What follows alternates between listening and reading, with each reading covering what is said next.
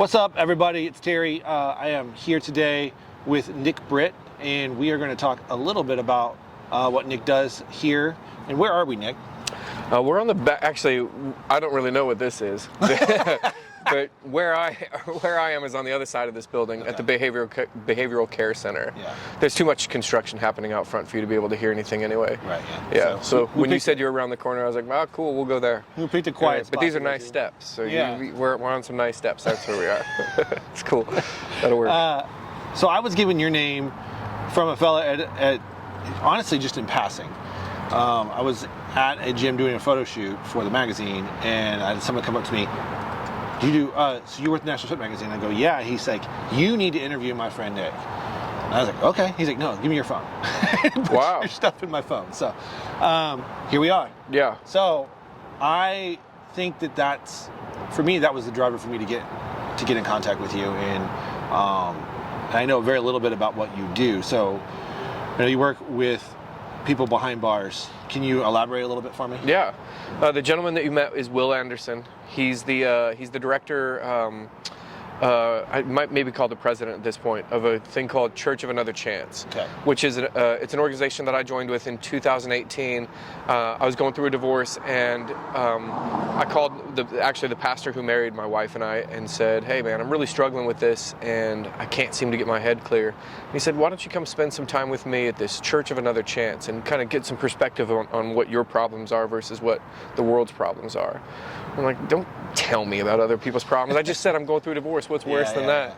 And so that was down at the CDM, which is on the prison on Harding Pike, down in South Nashville. And basically what they were doing at that point was an inmate-led church service. So every week there'd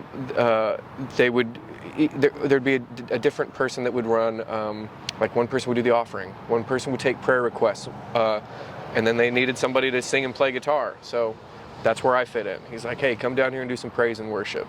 It's like, okay, cool. And so that's what I did. I did that for about 2 years, and then COVID shut it down. Okay. So just this past January, I was like, I really need to get back into this. What's the likelihood I can get back behind bars? And they said, well, we've moved into the behavioral care center, and basically we're just trying to facilitate these men when they are on their way out. So they're finishing, most of these guys are finishing sentences, and it's a lot of non-violent crime that I mean, not a whole lot of, I don't know how to put it. I don't want to say that it's minor crimes, but these guys it's basically like a segue to go from these medium security prisons to getting out, reintroducing themselves into the world. Gotcha. Well, how do you do that in a phase? Like, how do you phase people into that process and get them the right help and, halfway houses and psychiatric help, possibly medication, all the right things. You and I were talking about this before we got on camera, that a lot of these guys these people are raised in this, like, this is their, in a lot of ways they're a victim of their circumstance. It's all they've known. It's all they've known. Yeah. Where do you go from there? Well, and that's what's really sad about it is there's guys in here that I've met that are 18, and there's the gentleman that I showed up today crying, and I apologize for that, but he was 40, and he spent he said in the 40 years that since he was 19, he's now 40, he's only had about 2 months free. And it's just repeated stints, and they're not always super long stints, but as soon as he gets out, he comes back in. And it's because there's not a lot of resources for when you get out. You hear about how hard it is for them to get a job as a felon or housing, and especially you think about Nashville. You and I bust our butts at our jobs, and it's still hard to pay rent or mortgage. You know what I mean? Yeah. So take it from somebody who can't just go out and get a job. So these guys struggle with it, and then they wind up back in there. It's heartbreaking to hear how some of them, they really want the best. There was a gentleman even just a couple weeks ago he's 62 years old, and he said, I've been homeless my whole life. This time I'm ready to get out and work and be part of the system, and I was able to find him a job. No way. And he got out and never called. He just went back straight into that old community that he was part of, and it's, when you get dropped under a bridge and you don't have money or these things to take a cab or an Uber or ride the bus, even though Church of Another Chance does provide that for them. These guys that commit to the program, they do get hooked up with, they'll be taken to a halfway house, be prepared with any kind of other housing. I've literally seen some of these guys say, all I want is a tent. Church of Another Chance will provide them with a tent and bus fare. But Anyway, they get out and sometimes fall right back in their old patterns. How do you break that? Right. It's incredibly hard to figure that out. But anyway, what I do now, so once they started back up, I said, I don't really feel like doing music with these guys especially. It's not a church service anymore. I don't want to do kumbaya. I'd like to provide something that I really believe in, which I was a former addict, and actually exercise changed my life, which you, being the trainer that you are and how much work you do for the community, the physiological benefits of exercise and movement, Right.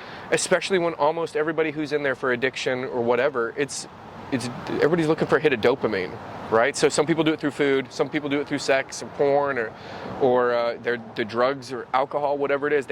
Everybody is trying to get that hit of feel good. Right. Nothing matches the body the way exercise does. Nothing matches those dopamine receptors. So I try to go in there, and I don't try. I go in there on Mondays and Thursdays, and we work out. And it's not required. You come outside if you want. You don't have to. They can sit there and watch TV in their own rooms or whatever. And I put on these little speakers. I let them choose the playlist. Sometimes it scares me, you know. I can imagine. My street credibility always goes out the window when they're like, "Why don't you play something for us?" And I'm like, "You like Jonas Brothers?" And they're like, "No, who?" And never mind.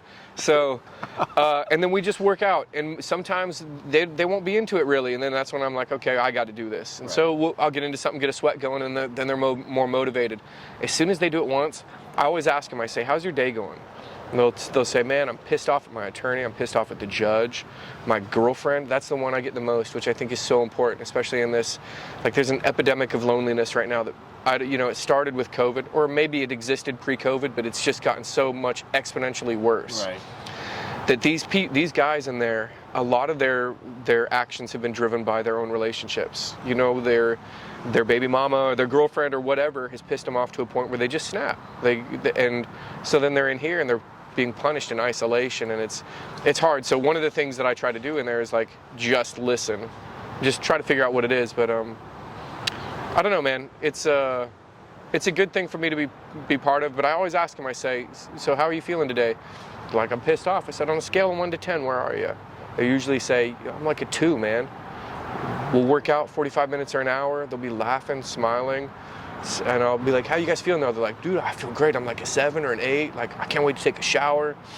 I'll come in the next day and they'll say, "I ate really well. I slept through the night." The guards will pull me aside and be like, "Nick, these guys are like not minding. Like they're not, they're not treated like prisoners in there. They're treated like, especially in the behavioral care center. Eric Bowder created this program, and they really are treated like patients. Like, oh, something caused this. Let's get to the root cause of it." And but they come out smiling, and that's what I truly just believe that exercise does that for everybody. So to be able to do that is it's an honor and a privilege for myself. Yeah, it's amazing. I'd love to be like, it's so selfless. I'm doing it all for them, but for me, it's just I feel rewarded knowing. And I've been there. I was institutionalized twice. Both of them were short stints, but for drug-related issues where it affected my mental health so badly that a cop shows up at your house, puts you in handcuffs, and says, "Guess what? You're going with us for a little while." And it is an isolating, lonely feeling, especially when you're withdrawing from the thing that has kept you feeling numb so long, and you get all the feelings back at once in a place where you're uncomfortable. It's miserable. So I like being in there. Yeah. So you told me the goal is to get this into a nonprofit. So correct. What are the steps to that? What's it look like? So I'm really fortunate right now. There's a gentleman named Rob Touchstone who he owns the Well Coffee Houses. Have you ever heard of the Well? Oh, yeah. Beautiful. They're my favorite coffee houses, not just because they're the best coffee in town, but they're wonderful establishments. The first time I ever walked into one, it said, "We don't care about your age, your race, your sex, your orientation, your creed, whatever. You're welcome here and you're safe here." And I just walked in and I was like, that's the coolest thing. Then I found out that part of their proceeds go to providing, fresh water from wells. And I said, I got to meet this guy. This is also right when I was going through my divorce. And I just hit him up on Facebook and was like, "Look, man, I'm 30-something years old and I'm going through a divorce. I've got a strong back and my hands like to stay busy. Tell me where to go and I'll start digging." And he's like, "Meet me in my office and I'd like to get to know you." We just became friends. And now we're like brothers. And doing something along these lines has been on my heart for a while. Once I realized how much the exercise was actually contributing more than me just showing up and like sharing a song. Not that I'm I'm denigrating anybody who does that, because I know there are organizations where they go write songs in the prison, but there's also ones where they, finger paint and sing Kumbaya, and that's not always what they want. Right. They don't always want to exercise either. I'm not saying anybody's, involvement is any less than anybody else's, but to be able to be the first person to go in there and say, hey, I'll work out with you. And it started with jiu-jitsu. I wanted to do jiu-jitsu with them, and I came in on the first day, and they're like, they were like, I'm not the smartest guy, so that's why I do exercise. But I was trying to teach them jiu-jitsu, and they're like, Nick, we don't think that that's the best idea. And I was like, yeah, you're probably right. Now that I think about it. Start wrestling the guards. You might have a problem. Should teach them how to throw a punch and stuff. It's not brilliant. But so Rob Touchstone is helping me currently. I've said, look, I need to make this happen.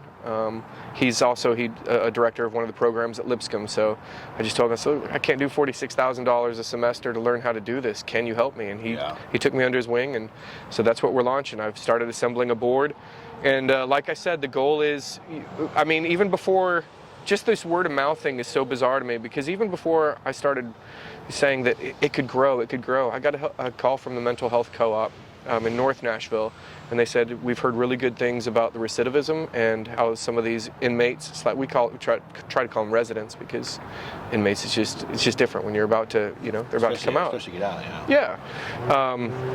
I said, we've heard a lot of good things. Can you come implement that same program here?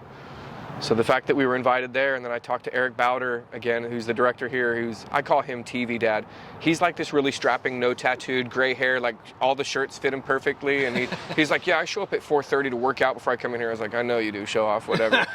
But I said, what's the need? Is there, if I was able to facilitate a trainer to be here 5 days a week at a consistent time on the men's side and the women's side, is that something that you guys would allow? And he said it would be, he said we would want nothing more, please.